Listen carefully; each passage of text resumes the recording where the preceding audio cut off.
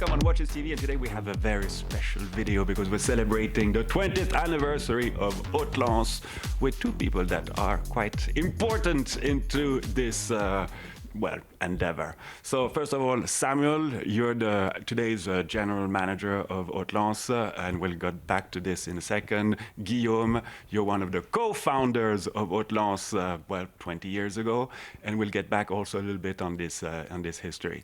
So first of all, congrats on 20 years, and Samuel, can you tell us a little bit how you anticipate celebrating this milestone? So the year has just started for us. We have the fair coming up. And with that fair, what we're really going to be pushing is these 20 years, as you said. So what we have is we have a nice video kind of showing the starts with Guillaume and with the rest of the team, and the products and everything that has come in these 20 years, because it's still a very big milestone for any watch brand, and especially for such a small independent brand, which has always been so important for the industry. What is the core identity of HAUTLENCE today? And then we'll get back to what was the core identity when you actually started it. So for me, I would hope that the core identity still is very much aligned with what it originally was 20 years ago. But for me, it really is that TV case. So it has gone through different forms. I would say now it's a bit more modern than it was previously. But I think this TV shape is really the core DNA.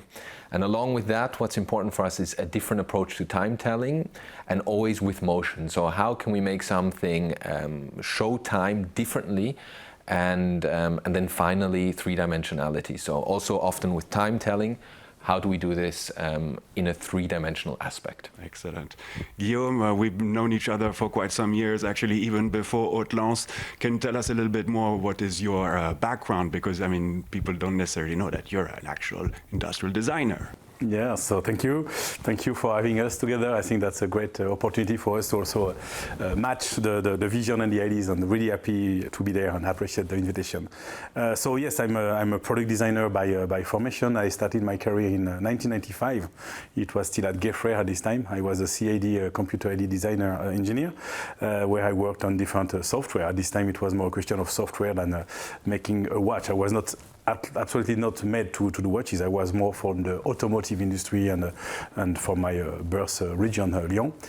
So I moved to Geneva first, and then I joined TAG Heuer for 7 years in product development, and it was an amazing journey as well. Before and after LVMH, so two different type of companies and organization, but with different flavors. So it was an absolute pleasure to work in the watch industry in TAG Heuer, because super dynamic product plan and team, and this is where we met. And then one day with friends in 2003, I think it was the late days of 3, and we said, okay, we should design something, but it was not a brand at the first stage. It was really, we should design something to help brands to be more innovative in the movement, because today it's a bit boring. We just purchased the movement from ETA. There was no much alternative, and or maybe you have a few Lemanias, or maybe you have a few old stuff. But it was almost the same story, and we said, okay, let's break the rules, because only few independents are doing that. There was Urwerk, some crazy folks in the steampunk era, like Vianelte, one of my mentors, but there was not much proposal. So we said, okay, let's do something just and reinvent some ways to tell the time. And then doing sketches, we said, oh, there is maybe an opportunity to do a proper brand, but not a watchmaker brand, because we are not watchmakers. That's why we created HAUTLENCE with the anagram of Neuchâtel, and then we can talk for hours. So what were those initial design ideas? What made it so special? The first thing we designed was a new way to transmit. It was kind of, let's reinvent the regulator, let's explode the display, and let's put some links and bridges between the different elements of display. So from hours, minutes, so that's why the connecting rod system came to link the jumping hour and the retrograde minutes. And then we understood that the shape was not round, and it was becoming more obvious to have a linear view on the wrist with the different display and animation. So that's why the TV screen shape came. And it was also a design element that was really strong, because if you look at the modular, if you look at those geometrical architectural rules or dimensions that are really elegant, that proportion of rectangle, square rectangle is always a really interesting piece of the DNA of any product. And the TV is really an iconic shape that everybody has at home. So it was obvious for us that that TV screen shape was first ergonomic on the wrist, second a nice field to display differently the goal we had at this time, and of course a bridge with an iconic element of all the design background we all live with. And can you remind us a little bit how this original design was welcomed at the time? I think it was segmented and certainly disruptive, but for what I recall, it was just amazing. I remember the queue in Basel in the Starbucks coffee when we first exhibited. There was a kind of buzz around, oh, have you seen those crazy guys doing a TV screen shape? So I think there was a real excitement around that. Of course, some people absolutely didn't like it, but most of the people said, oh, they are breaking the rules, really. And that's why I think we succeed a bit from scratch in the beginning. So without going in all the details of your entrepreneurship experience with the brand, can you kind of summarize a little bit how it went over the next few years after the launch? Yeah, so it was basically a friendship who became a company. So for that you need funds. So we onboarded some shareholders. We created a company really fast per se, and that's how it ran. But the success on the sales was so fast. We had, as I think a lot of independents today, they are maybe facing that as well. There was a real appetite for that product, for that brand. So we had to structure the development of products. So we had really to create a company. It was no longer just a joke between friends. It was, okay, let's do it now. So having 45 artisans in the Jura was fun to run with my car for a few months, but after that you just crash. So you say, okay, now we need in-house design, we need in-house watchmakers.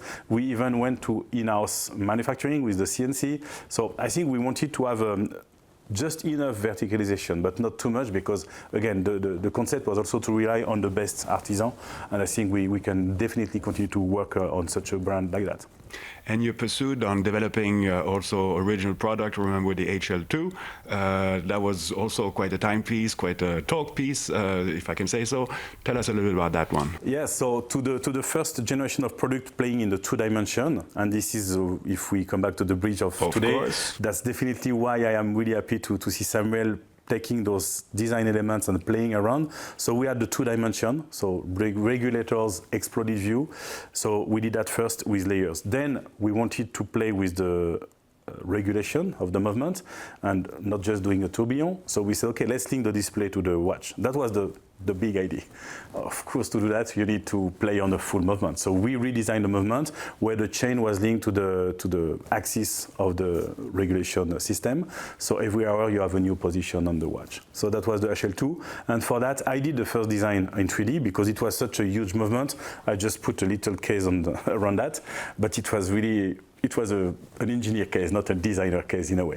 And then we worked with other friends, a designer from Paris who did the Vortex, which was definitely much more established and settled. And by the way, coming back to the TV screen, coming back to the horizontal shape. So that was just a flip of the movement for 90-degree rotation. So yes, the HL2 was really, let's jump in 3-dimension. Let's put the 3rd dimension with a chain, link that with the connecting on all the escapement and bridges, and let's make it rotate. So that was a new interpretation of the tourbillon. It's not a tourbillon, it's a jumping carousel, as I said many years ago. And that was really fun to, okay, we can also play in 3-dimension with the display and the movement. And I think that's where the sphere is also coming completely in line with that evolution. So. And then you also went kind of the more obvious round route, and that was kind of, I mean, I understand why you guys tried to do that, but it was a little bit, I guess, complicated on the business side. Can you tell us a little bit about that? The first HLQ, the Quantium, when we said, okay, because, and again, you learn as you walk, because that was such a new concept. TV screen was sometimes segmented, and some people still consider watch to be wrong. And a lot of people complain, oh, there is no date. A watch should have a date, should be automatic, should be blah, blah, and so on. We said, okay, let's put a date, but let's put a date in our way. So we redesigned around the HL movement, the quantum disk, the date, and we said, okay, now we have to be circular, so let's deconstruct the case and reconstruct it. And if you remember, we had an amazing Transformer movie to illustrate that. That was quite funny. So the HLQ was not bad in terms of sales. It was really a complement and a development of the brand. It was certainly going far from the first original DNA, but the way we turned that architectural concept was not so bad. I think it was more the timing. Mm-hmm. It was just at the time of the 2009, 2010, if I'm not wrong. And the HL2 was a concept. We sold maybe 25 a year. It was limited production. The HLQ was more to extend the footprint in the stores that we had. And it was certainly not the right timing. That's maybe why it was not such a success. By the way, the learning of that is go back to your roots, just do what is really in your DNA and focus on that. That's enough. Yeah. We don't need to try to do more. Well, I remember you really fighting to keep the brand going for quite some years, and then the connection happened with the Melon. I mean, you've been involved with the Melon before, but now there was kind of this takeover that was part also of the moment of the H. Moser takeover. The brand HAUTLENCE was still there, but was just kept alive, basically. Tell us a little bit about that and why you decided, okay, let's go full on, let's relaunch this. So, I mean, you were still involved there after the takeover for a few years, but after that, there was, of course, Moser was growing exponentially, was growing like crazy, and as a group, and it was just before COVID, we decided as a group to focus much more on Moser. And so what happened was, while we had certain engineers and constructors and so on working for HAUTLENCE in Neuchâtel still, as a group there was just much more focus on Moser.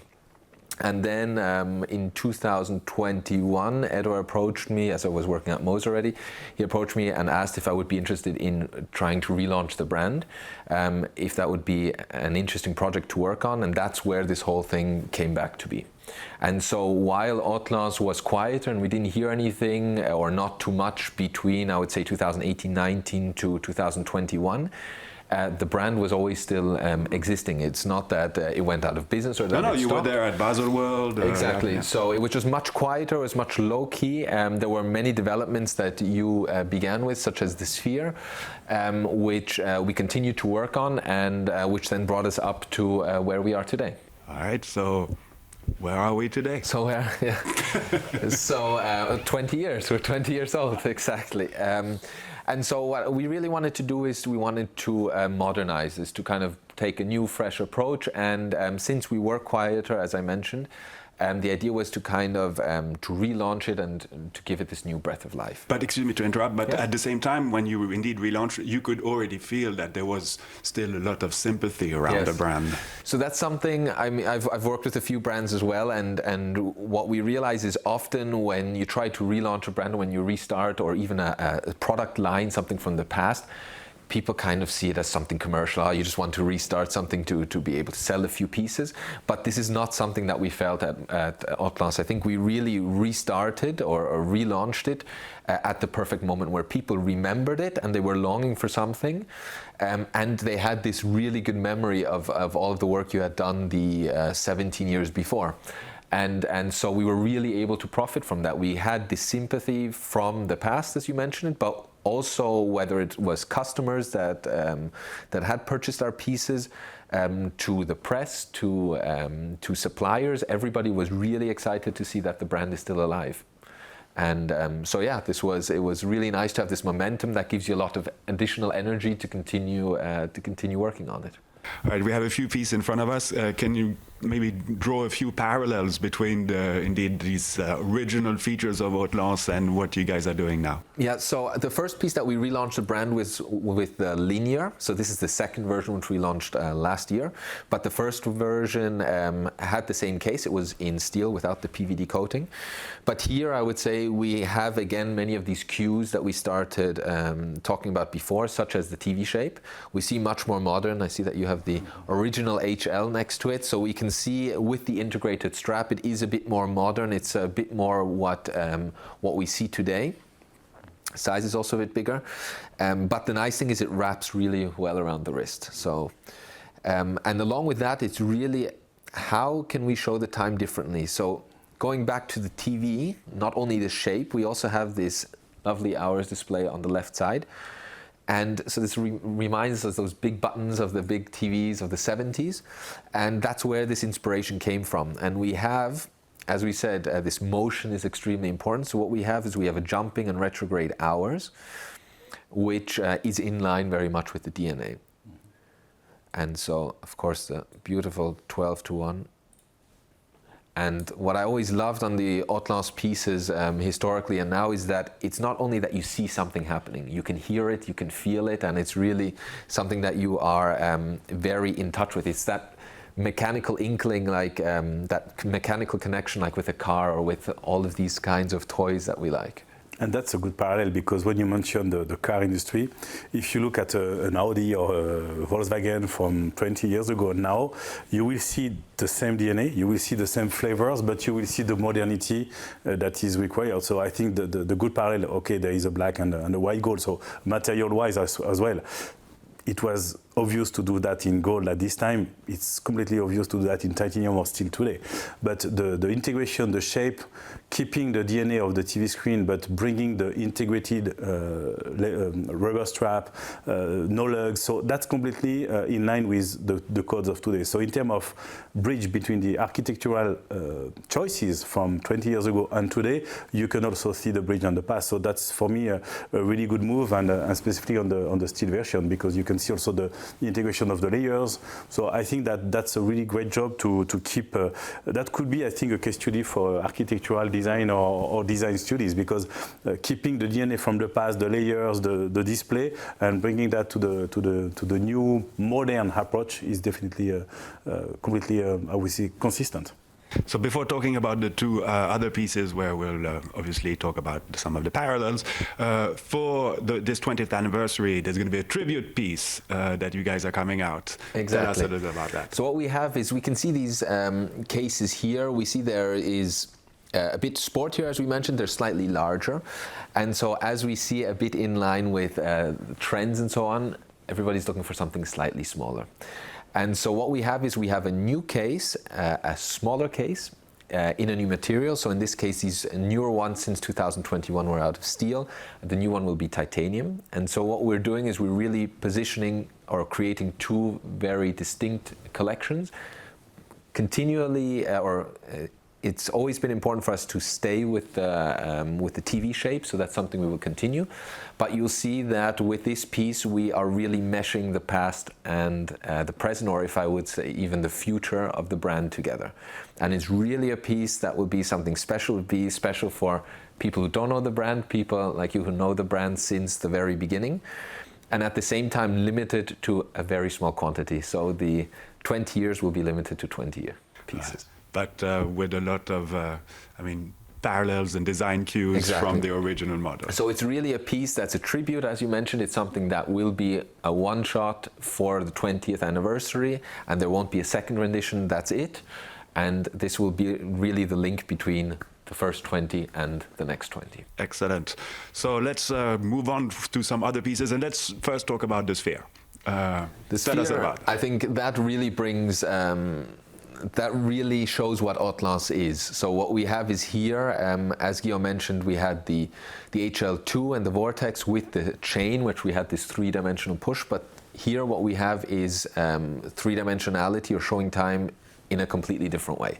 And this is a project that you started on. It was with the team I was still running at this time, so with Mathieu and Joachim, who definitely developed completely the HL2. And after that, we had a lot of patents and ideas on the paper books. And one of the ideas that Mathieu at this time brought back was, okay, we should play with spherical displays, 2-digit, 1-digit, and then the development came after even I was no longer involved, but they continued on that journey, because it's long to develop some movements. And that's great, because you can really see the bridge between everything we did. The multi-layer jumping arrows, the chain, then the sphere, then the thing that will come sooner or later. are completely in line with that vision of displaying the time with multidimensional and exploded ways. So I was really proud to see the first result, and I was extremely proud to see the last result, the one that was the award winner, because it's also brought all the details to the next level also of expectation in terms of watchmaking. When you see the details of the final movements, because there was a lot of work, and I think you did really great on that, from the bottom to the top view. We have all the elements of the contemporary classic watchmaking, meaning the refinement in the wheels, the refinement in the structure of the layers, but the 3D shape is just amazing with the sphere. So you did a good interpretation of the first concept into a real product. So that's really a win. Good job. Thank you. Anything to add? No, I think you did a perfect. Sorry about that. No, I thought this was interesting because Guillaume sent me, when I started, a lot of his drawings. And what was interesting to see is we have a small team dedicated to HAUTLENCE within the group. And what was interesting to see that many of our concepts that we were thinking of and that we were playing around with, when you sent us the pictures, the drawings that he did, they were really similar to what we were playing with. So it was really interesting to see that, although we didn't have much contact up to that point, to see that it was so aligned and that we all really understood what the brand stands for and what the product should be. Mm-hmm. And I think that's always the difficult part. You kind of touched on it before. But for me, authenticity means everything. It's understanding what the brand is and staying true to the roots in that case. And if you don't understand that, you lose what that brand means. It's like your personality or yourself. If you don't understand who you are, you don't know where you're going. And so for me, it was really that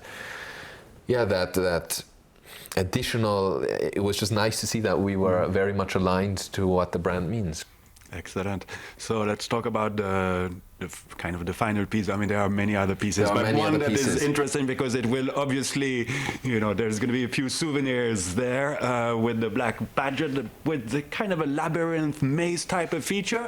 It reminds me kind of something we saw in Basel quite some years ago. For those who know what Basel still is, Yeah, so this time in Geneva, not in Basel, last year we launched the Labyrinth.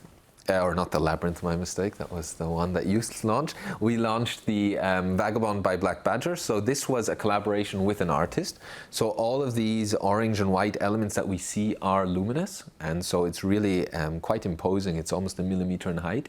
So this really charges and it reminds us of a maze or a labyrinth, which is a project that you had or that you created some years ago. To be fair, it was done by Sandro on the team when I left, and it was really a tribute to say, okay, that concept of displaying time is so crazy in HAUTLENCE. Let's even not display the time anymore. So that was basically the concept, which is the case of concept watches, and I think that was really to push the boundaries even further, and having just a watch with a labyrinth not displaying the time was really the mechanical game that was put on the scene, and tribute to Sandro, who was the leader at this time. Yeah. And so what we did was, this was actually not our design elements on the inside. This was Black Badger who came, and he brought in these elements, and it was interesting to see that also an external person came in and, without really looking at the labyrinth, took these elements everybody sees something a bit different, which is interesting. We have the people who know the brand, they remember the maze or this labyrinth. Other people see kind of city landscape, which again plays with that architectural side of things. Some people see a bit more the digitalization, like a microchip, something like that. So I thought it was interesting here to come up with a concept that is, that everybody can identify something within it for themselves without us having to explain it. But it was, of course, interesting to see that all roads lead back to Rome, right? So it all goes back. It's all linked together, yeah. So we were talking about this notion of sympathy around the brand, and today, in today's context, how are things going for you? It's fantastic. The demand is all the way up there. We couldn't be happier. It's always a question of being able to produce enough, but for us, it's important to keep the quantities small, to keep this brand very niche, to keep it among the people who can really enjoy it, who understand it, and to build a customer base like that. So for us, it's more, we aren't able to produce enough. which is a nice problem to have. Absolutely. Well, it's nice that 20 years afterwards, I mean, you seem to be on solid ground there. And well, we wish you the best of luck, of course, for the future. And congrats. And it was really nice to have both of you here to talk about all this. Nice souvenir. And thank you for all the suppliers, because you mentioned that point that is, I think, critical. There was some tough time, as all the brands may face. And I think the network and the sympathy for the project because of authenticity, because suppliers and vendors, the people involved really trusted that project to continue and wanted to support it, have been amazing for the toughest period of what we experienced. They wanted just to support us. So without them, there was nothing. So I want also to pay a little tribute to them at this 20th anniversary. That's really important. Well, that's very nice of you. And yes, there's a nice watchmaking family out there. Exactly. All right. Well, thank you very much. Best to you. And as always, Viva Watchmaking! There we go.